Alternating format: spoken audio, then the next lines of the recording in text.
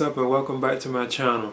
Now today I'm going to be giving a review for the neo-western drama film Cry Macho. Now this stars Clint Eastwood and is directed by Clint Eastwood too as well. And it's also based on a 1975 novel of the same name too as well by N. Richard Nash.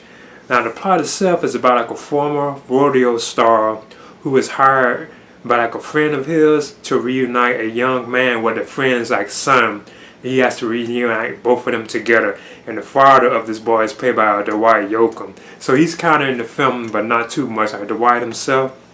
And he is like the only other star that I kind of recognize in the film besides Clint Eastwood. You know, now you have Eduardo, I think that's how you pronounce his name. He plays like the young boy, Raphael, and this is the boy that Clint Eastwood has to reunite with his father.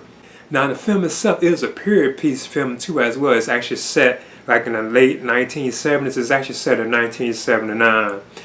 So yeah, that's basically what most of the film is about. Like Clint Eastwood goes on like this trip, you know, to like well, he's already there. He has to travel to like Mexico to pick up the boy and bring him back, because at first he did not want to do this. You know, he didn't want to go and pick up the boy. Then once he gets there, he realizes that the mother of the boy, she doesn't want him to go with his father too as well.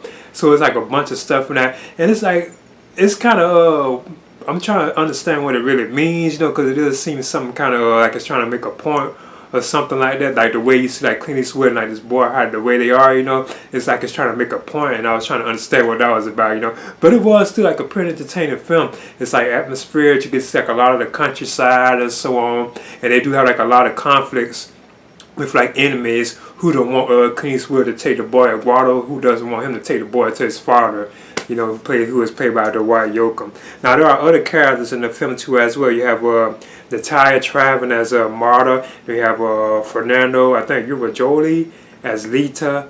Then that's how you pronounce it. And I don't want to go into it too much. And there's also like this one guy who kind of is in the film a lot. I guess you could say he's like the villain or the antagonist of the film, because he'd be trying to stop like Clint Eastwood from taking the boy off and so on.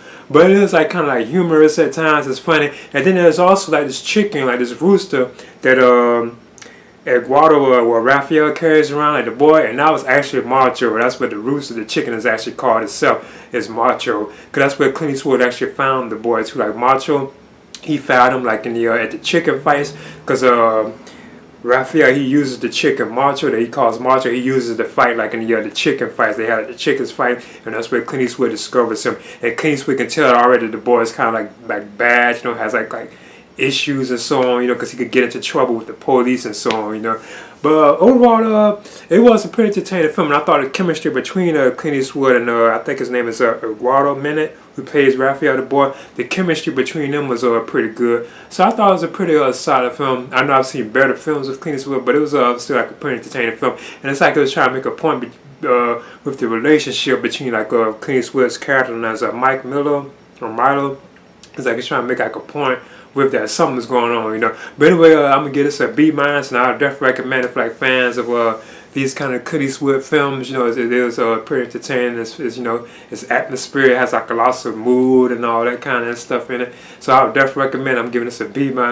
Please leave a comment and subscribe too as well.